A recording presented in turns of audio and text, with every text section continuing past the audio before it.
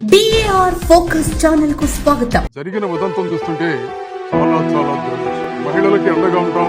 ఎక్కడైనా రాష్ట్రంలో మహిళల మీద అత్యాచారాలు జరిగితే అదే ఆ నిందితులకి చివరి రోజు కావాలని ప్రగల్భాలు తొలగుతున్నటువంటి ముఖ్యమంత్రి చంద్రబాబు నాయుడు గారు ఇక్కడ ఈ ఇన్సిడెంట్ జరిగి ఒక గిరిజన మహిళ మీద గత నెల 19వ తారీఖు ఇన్సిడెంట్ జరిగింది.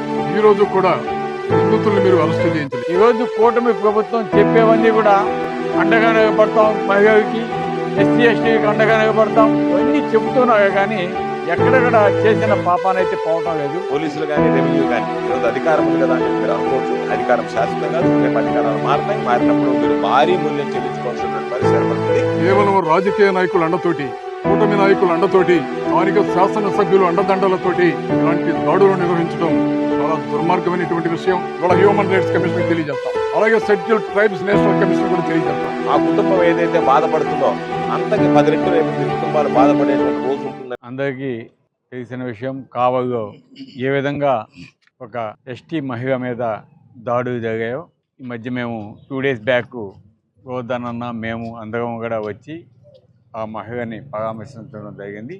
ఈరోజు జగన్మోహన్ రెడ్డి గారు స్వయంగా దీన్ని పరామర్శించేదానికి గతంలో ఎస్టీ కమిషన్ చైర్మన్గా ఉన్న సోదరుడు ప్రస్తుత ఎమ్మెల్సీ కుంభ రవిబాబు గారు, అదేవిధంగా మరో సోదరుడు రాష్ట్ర ఎస్టీ సెల్ అధ్యక్షుడు సురేంద్ర గారు, మన జిల్లా అధ్యక్షుడు పెద్దలు మాజీ మంత్రివర్యులు గోవర్ధన్ అన్నతో పాటు అదేవిధంగా రాష్ట్రం నుంచి కొంతమంది ఎస్టీ నాయకులు అదేవిధంగా ఇక్కడికి వచ్చేసిన మిగతా నాయకులకు అందరికీ కూడా నా ప్రత్యేక ధన్యవాదాలు. ఇది జరిగి దాదాపు 8 days కావస్తున్నా కూడా ఇంతవరకు కూడా అతన్ని అరెస్ట్ చేయకుండా, ఈవెన్ ఇప్పుడు మేము వస్తూ ఉన్నా కూడా రోడ్డు మీద నిలబడి అతను చూస్తున్నాడంటే అతని ధైర్యం ఏంటంటే ఇక్కడ రాజకీయ నాయకులు ఎవరైతే ఇప్పుడు కావలికి కాపు కాస్తామని చెప్పి ఇటువంటి వాటికి కాపుగా కాస్తున్నాడో, ఒక మహిళ మీద దాడి జరిగితే వచ్చి పరామర్శించకుండా ఈరోజు ఎవరైతే దాడి చేసారో వారికి సపోర్టుగా ఉన్నారో వాళ్ళ అండ చూసుకొని ఈరోజు వీళ్ళు ఇంకా రోడ్డు మీద తిరుగుతున్నారంటే ఈ సమాజానికి సిగ్గుచేయడానికి కూడా తెలియజేస్తున్నాం. ఎందుకంటే ఇటువంటి పరిస్థితులు ఈరోజు మనం చూస్తా ఉన్నాం. పోలీసు వాళ్ళు అదేవిధంగా రెవెన్యూ డిపార్ట్మెంటు ఇవంతా కూడా ఏ విధంగా అన్యాయం చేస్తున్నారో ఈరోజు ఆ ఎస్టీ మహిళకి దీన్ని బట్టి చూస్తే అర్థమవుతా ఉంది. ఈరోజు కూటమి ప్రభుత్వం చెప్పేవన్నీ కూడా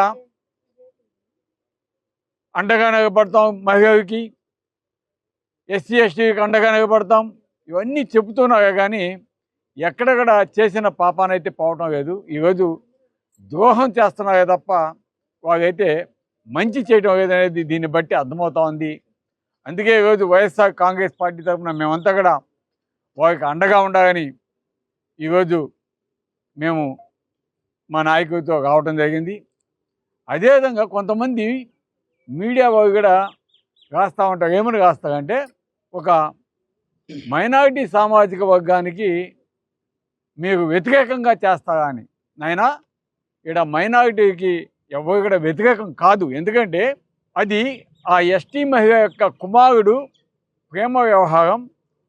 ఈరోజు ఆ ఎస్టీ మహిళ ఎక్కడ కేసు పెట్టుద్దో అని మీరు తప్పుదోవ పట్టించేదానికి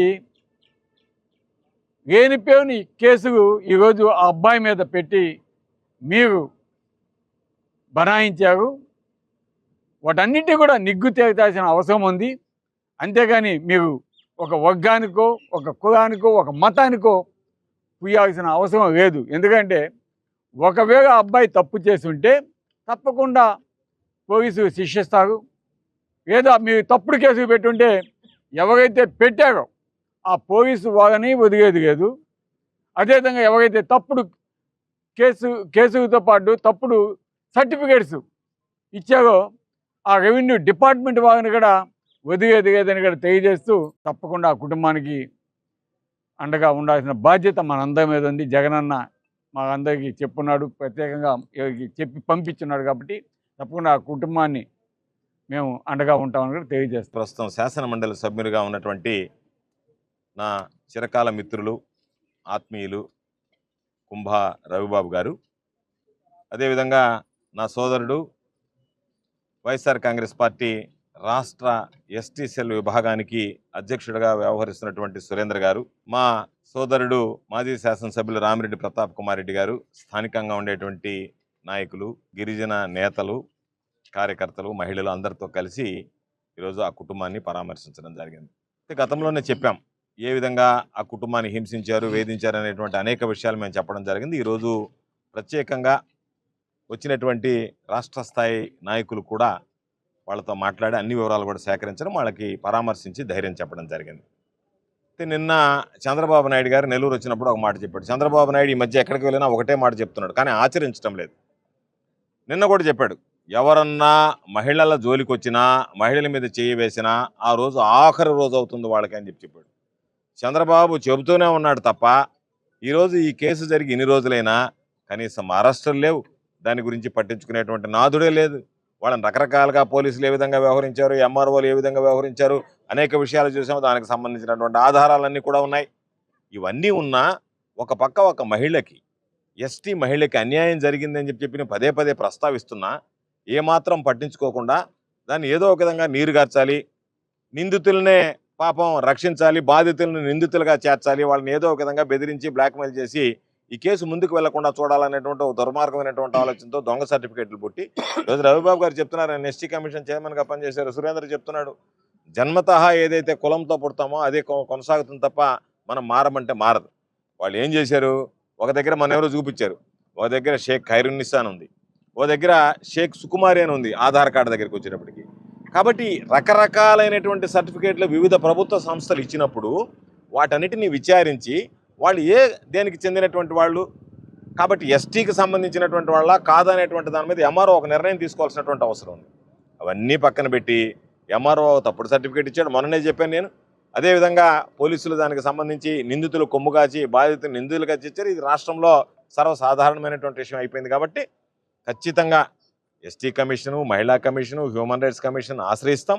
అదేవిధంగా మేమందరం అనుకున్నాం రాబోయేటువంటి రోజుల్లో వైఎస్ఆర్ కాంగ్రెస్ పార్టీ ఆ కుటుంబానికి అన్ని విధాల అండగా నిలిచి ఈరోజు ఇది రాజకీయాలకు అతీతంగా చేసేటువంటిది. ఒక మహిళకి, గిరిజన మహిళకి, ఎరుకల మహిళకి జరిగినటువంటి అన్యాయం మీద మేమందరం కూడా ఆవేదనతో వచ్చాం తప్ప ఇది రాజకీయం కోసం కాదు. కాబట్టి మేము ఖచ్చితంగా ఎవరు ఆపదలో ఉన్నా, ఎవరి మీద దౌడులు జరిగినా, ఎవరి మీద దౌర్జన్యాలు జరిగినా వాళ్ళకి మా నాయకుడు జగన్మోహన్ రెడ్డి గారి నాయకత్వంలో సంపూర్ణంగా ఈ రాష్ట్రంలో ఉండేటువంటి అన్ని శ్రేణులు కూడా వైఎస్ఆర్ కాంగ్రెస్ శ్రేణులు అండగా నిలుస్తామని చెప్పి ఈ సందర్భంగా తెలియజేస్తూ, ఏది ఏమైనా దీని మీద పోలీసులు కానీ, రెవెన్యూ కానీ ఈరోజు అధికారం ఉంది కదా అని చెప్పి మీరు అనుకోవచ్చు. అధికారం శాశ్వతం కాదు, రేపు అధికారాలు మారుతాయి. మారినప్పుడు మీరు భారీ మూల్యం చెల్లించుకోవాల్సినటువంటి పరిస్థితి ఏర్పడుతుంది.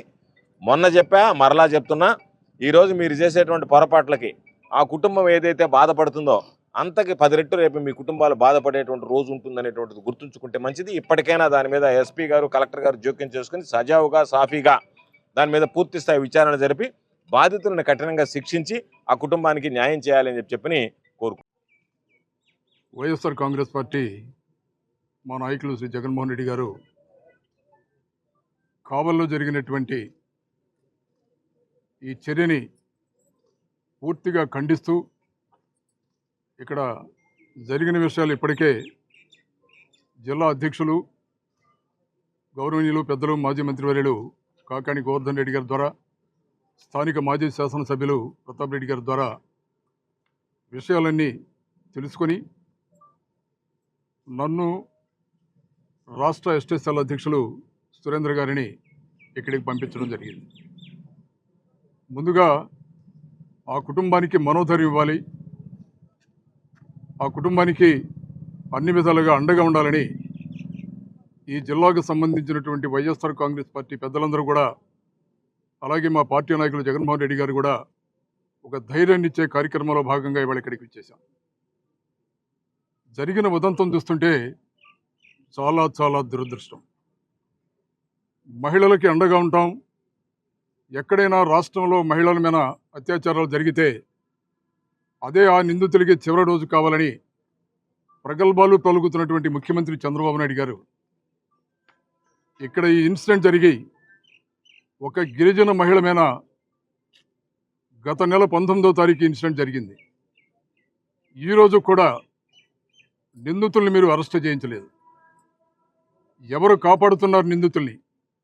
ఎవరు ధైర్యం చూసుకుని ఇవాళ ఆ నిందితులు ఇవాళ ఈ గ్రామంలో ఉన్నటువంటి మహిళలని, ముఖ్యంగా గిరిజన మహిళల్ని భయభ్రాంతులకు గురి చేస్తున్నారో అర్థం చేసుకోవాలి. ఇవాళ కేవలం రాజకీయ నాయకుల అండతోటి, కూటమి నాయకుల అండతోటి, స్థానిక శాసనసభ్యులు అండదండలతోటి ఇలాంటి దాడులు నిర్వహించడం చాలా దుర్మార్గమైనటువంటి విషయం. ఒక గిరిజన మహిళని జుట్టు పట్టుకుని ఇంట్లో నుంచి బయటికి లాగి వివస్త్రణ చేసి దారుణంగా కొట్టి హింసించడం అనేది ఇంతకన్నా దురదృష్టమైనటువంటి సంఘటన మరొకటి ఉండదు. అయినా కూడా ఆ మహిళ వెళ్ళి పోలీస్ స్టేషన్కి వెళ్ళి కంప్లైంట్ ఇస్తే సంఘటన జరిగి 19వ తారీఖు వెంటనే 24 గంటల్లోపు విచారించి గిరిజన మహిళల మీద దారుణంగా జరిగింది కాబట్టి SC/ST atrocity act case file చేయాలి.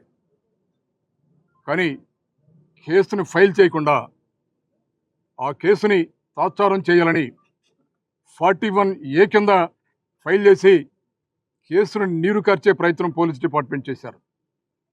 ఎప్పుడైతే వైఎస్ఆర్ కాంగ్రెస్ పార్టీ జిల్లా పెద్దలు ఈ మహిళకు జరిగినటువంటి అన్యాయాన్ని వెలుగులోకి తీసుకొచ్చారో అప్పుడు పోలీసులకి అట్రాసిటీ యాక్ట్ కేసు కట్టాల్సినటువంటి పరిస్థితి ఏర్పడింది. 26వ తారీఖున కేసు కట్టారు. వాస్తవానికి ఈ కేసును విచారించి కేసును ఫైల్ చేయవలసినటువంటి బాధ్యత, రాజ్యాంగం ఇచ్చినటువంటి బాధ్యత SC/ST అట్రాసిటీ యాక్ట్లో ఒక DSPకి ఉంటుంది. కానీ పోలీస్ స్టేషన్లో హెడ్ కానిస్టేబుల్ కేసు ఫైల్ చేశాడు. ఇప్పటికీ ఇన్ని రోజులు గడుస్తున్నా కూడా నిందితులు బ్రహ్మాండంగా రోడ్ల మీద తిరుగుతున్నా కూడా నిందితుల్ని అరెస్టు చేయలేనటువంటి దుర్మార్గమైనటువంటి పరిపాలన వల్ల మనం చూస్తున్నాం. అంతేకాదు, ఇక్కడ చాలా లోపాలు కనిపిస్తున్నాయి. ఒక గిరిజన మహిళని కొట్టి అట్రాసిటీ యాక్ట్ కింద వచ్చే కేసును నీరుగార్చాలని రెవెన్యూ డిపార్ట్మెంట్, పోలీస్ డిపార్ట్మెంట్, అధికారంలో ఉన్నటువంటి తెలుగుదేశం పార్టీ వాళ్ళు చేస్తున్నటువంటి కుట్రలు రాష్ట్రంలో ఉన్నటువంటి ప్రజానీకానికి తెలియజేయాలి. ఇవాళ హ్యూమన్ రైట్స్ కమిషన్ తెలియజేస్తాం, అలాగే షెడ్యూల్డ్ ట్రైబ్స్ నేషనల్ కమిషన్ కూడా తెలియజేస్తాం. ఎప్పటికప్పుడు లేటెస్ట్ అప్డేట్స్ కోసం వెంటనే మన DAR ఫోకస్ ఛానల్ ను సబ్స్క్రైబ్ చేయండి.